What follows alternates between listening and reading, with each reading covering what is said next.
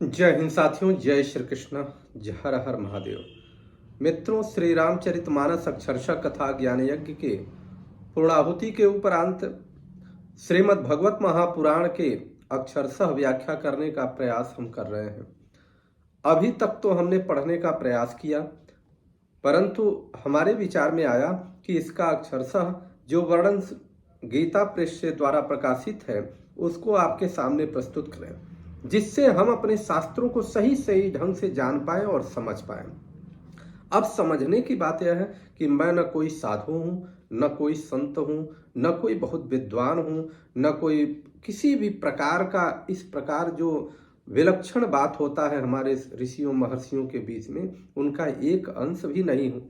परंतु यह है कि मेरे हृदय में यह इच्छा है, मेरे हृदय की यह इच्छा प्रकाशित हुई है कि हम जो सनातन धर्म को मानने वाले लोग हैं, सनातन धर्म के जो शास्त्र हैं उनको नहीं पढ़ते और शास्त्र विदित कर्म नहीं करते। यही कारण है कि हम ईश्वर के मूल स्वरूप को जान नहीं पाते। और यह हमारे मन में प्रकाश आया कि हम क्यों न शास्त्रों का अध्ययन करें और शास्त्रों में जो बात आती हैं वह आपके सामने भी प्रस्तुत करें, जिससे आपको जितने भी मिलने वाले दुख हैं, सुख हैं, वैभव हैं या पतन है, उन सब से आप परे हों, हम परे हों और हम सनातन धर्म की मूल परंपरा को जान पाएं, समझ पाएं। ये हमारा प्रयास है। हमें इतना समझने का प्रयास करना भी चाहिए। और श्रीमद् भगवत महापुराण के हम तृतीय स्कंध के पृष्ठ संख्या 249 से बढ़ रहे हैं, क्योंकि इसके पिछले भागों में हम अध्ययन कर चुके हैं और समय जैसे जैसे मिलेगा वैसे वैसे आप लोगों के सामने प्रस्तुत करेंगे। यह उन लोगों के लिए है कि जो श्रीमद् भगवत महापुराण पढ़ नहीं पा रहे हैं या जो लोग ऐसे हैं जो अक्षरशः व्याख्या नहीं समझ पाए। बहुत सारी कथाओं में सारी व्याख्याएं हो नहीं पाती हैं, इसलिए उनके लिए है एक एक भाग सुन करके क्रमशः उसको समझ सकते हैं। तो इसको हम जैसे इसकी भूमिका निर्धारित होगी आगे हम प्रकाशित करेंगे। हम चतुर्थ अध्याय पर पहुंचते हैं तृतीय स्कंद के। उसके जस्ट थोड़ा सा पीछे एक भूमिका के रूप में आते हैं कि जब यहाँ बात होती है कि एक बार द्वारकापुरी में जितने भी यदुवंशी थे वह खेल खेल में कुछ ऋषि मुनियों का अपमान कर दिए। तब ऋषि मुनियों ने जब ध्यान किया, ध्यान दीजिएगा, बहुत सुंदर बात है जो लिखा हुआ है समझने का।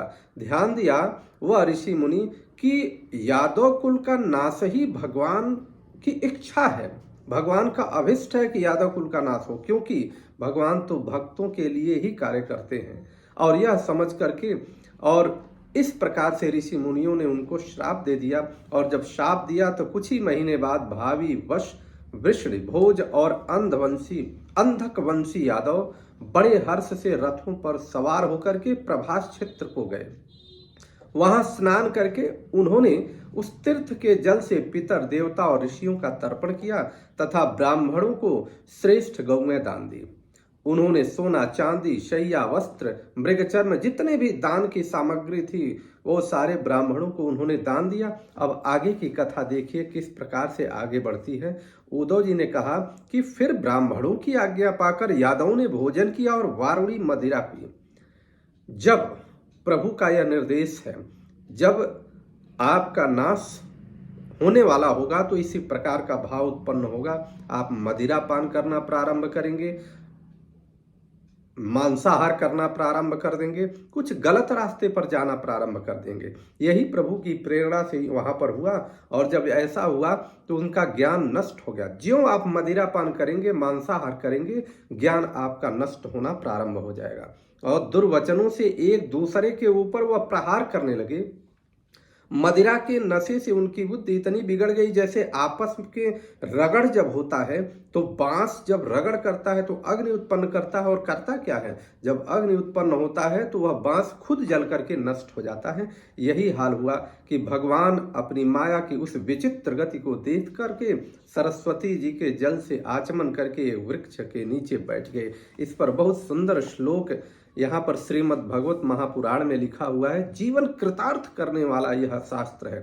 भगवान स्वात्म मायाया गतिं तामवलोक्य सह सरस्वती मुपस्पृश्य वृक्ष मूलमुपाविशत। अब वह बैठ गए। इससे पहले कि शरणागतों का दुख दूर करने वाले भगवान श्री कृष्ण ने अपने कुल का संहार करने की इच्छा होने पर मुझसे कह दिया था कि तुम बद्रिकाश्रम चले जाओ। मुझसे क्या, मुझसे का अर्थ यह है कि उद्धव जी से कह दिया था कि अब तुम बद्रिकाश्रम चले जाओ, क्योंकि अब अपने कुल का नाश वो समझ गए थे कि अब इनका नाश होना है, तो इसलिए तुम निकल जाओ यहां से। विदुर जी, यद्यपि मैं आशय समझ गया था, तो भी स्वामी के चरणों का वियोग न सह सकने के कारण मैं उनके पीछे पीछे प्रभास क्षेत्र में पहुंच गया। वहां मैंने देखा कि जो सबके आश्रय हैं, किंतु जिनका कोई और आश्रय नहीं है, वे प्रियतम प्रभु शोभायमान श्याम सुंदर सरस्वती के तट पर अकेले ही बैठे हैं। दिव्य विशुद्ध सत्वमय अत्यंत सुंदर श्याम शरीर है, शांति से भरी रत्नारी आंखें हैं, उनकी 4 भुजाएं हैं। उद्धव जी कह रहे हैं कि उनकी 4 भुजाएं हैं। रेशमी पीतांबर देखकर मैंने उनको दूर से ही पहचान लिया। वे एक पीपल के छोटे से वृक्ष का सहारा लिए बाएं जांग पर दाया चरण रखे बैठे थे। भोजन पान का त्याग कर देने पर भी वे आनंद से प्रफुल्लित थे। इस समय व्यास जी के प्रिय मित्र परम भागवत सिद्ध मैत्रेय जी लोकों में स्वच्छंद विचरण करते हुए वहां पर आ पहुंचे। मैत्रेय जी प्रभु के पास आ पहुंचे। मैत्रेय मुनि भगवान के अनुरागी भक्त हैं। आनंद और भक्ति भाव से उनकी गर्दन झुक रही थी।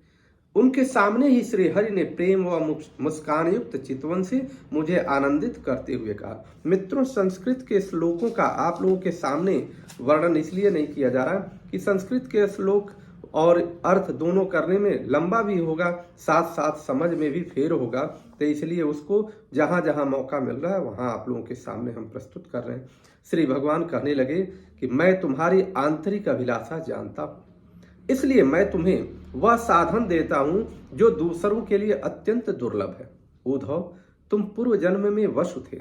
विश्व की रचना करने वाले प्रजापतियों और वसुओं के यज्ञ में मुझे पाने की इच्छा ही तुमने मेरी आराधना की थी।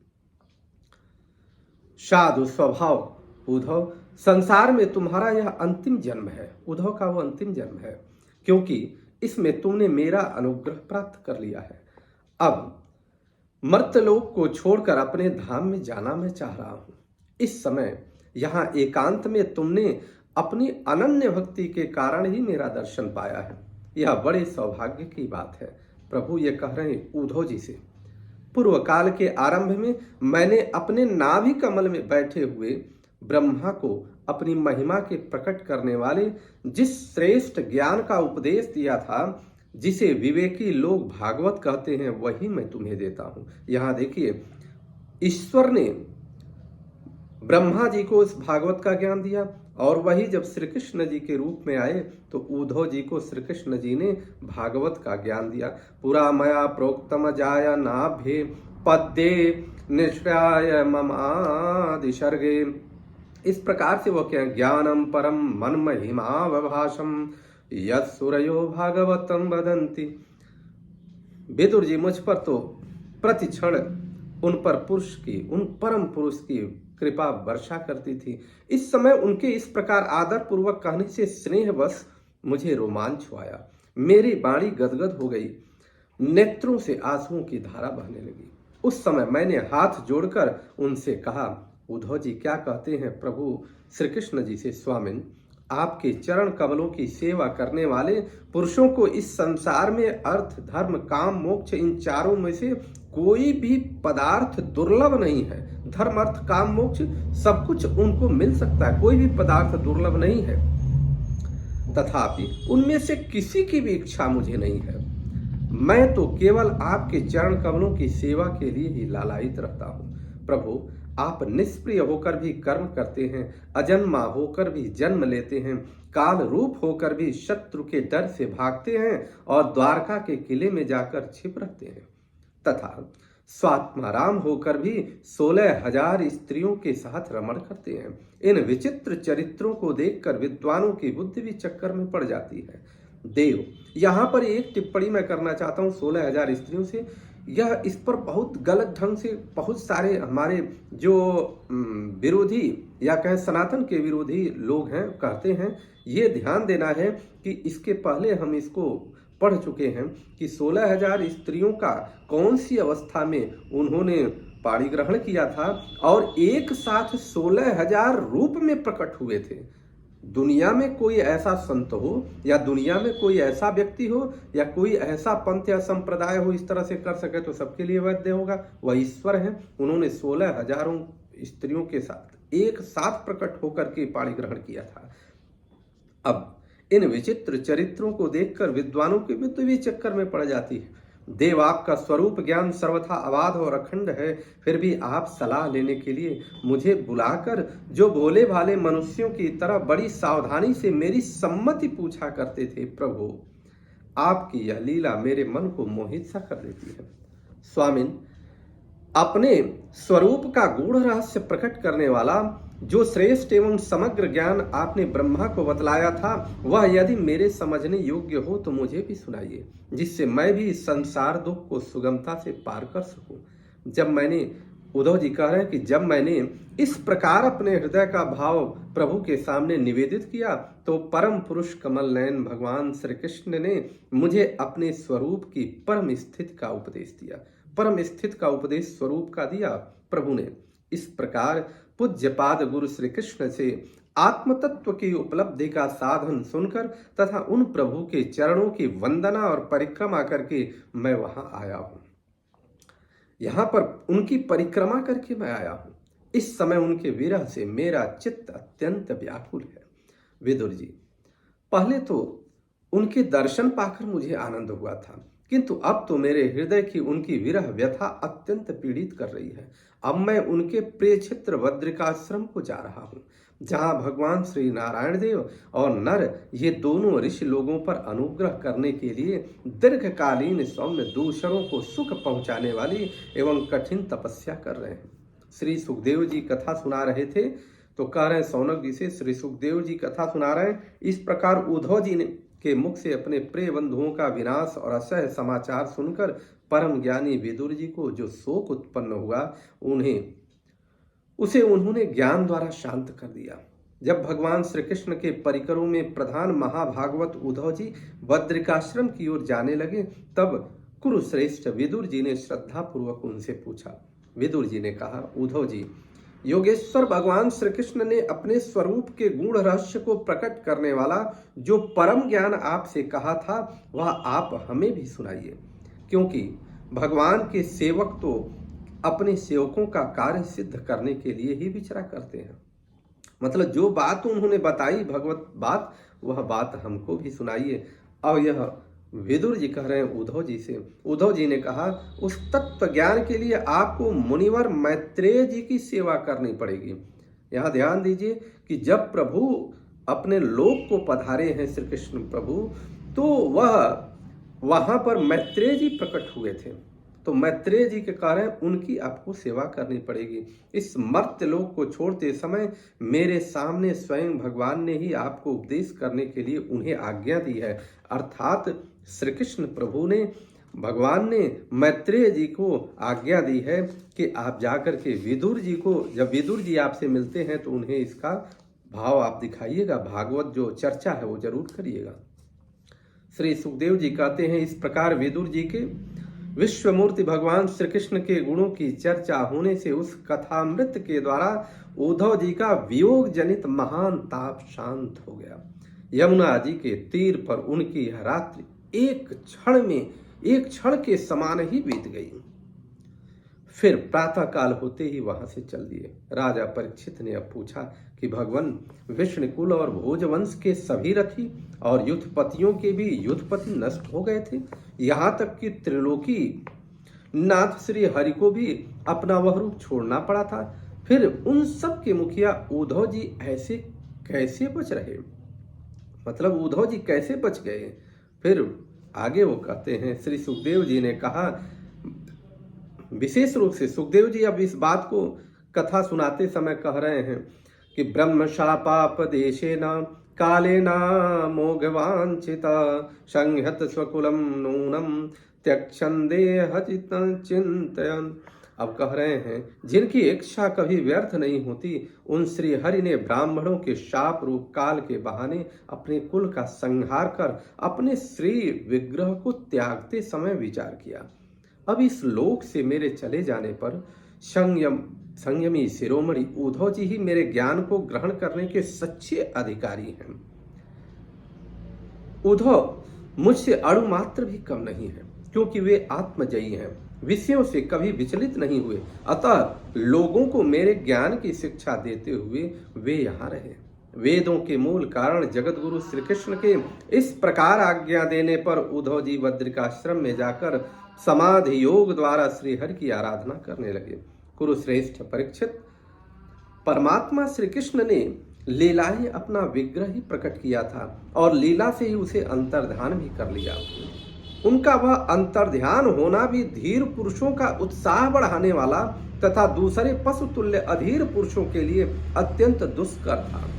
परम भागवत उद्धव जी के मुख से उनके प्रशंसनीय कर्म और इस प्रकार अंतर्ध्यान होने का समाचार पाकर तथा यह जानकर कि भगवान ने परम धाम जाते समय मुझे भी स्मरण किया था, विदुर जी उद्धव जी के चले जाने पर प्रेम विह्वल होकर के रोने लगे।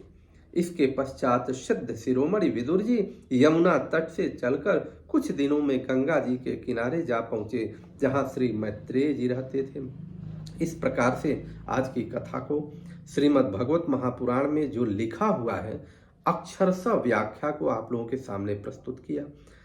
मैं फिर से इस बात को कह रहा हूँ, न मैं कोई साधु हूँ, न कोई सन्यासी हूँ, न कोई ज्ञानी हूँ। मैं केवल और केवल एक प्रभु श्री कृष्ण का, प्रभु श्री राम का, चाहे जो भी तात्विक रूप से हमारे सनातन धर्म के देवी देवता हैं, सबका मैं एक छोटा सा दास हूँ।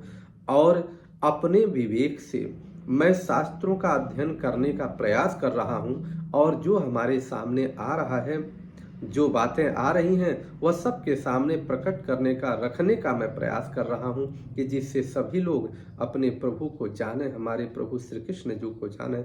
बोलिए राधा मैया की जय, श्री कृष्ण जी भगवान की जय।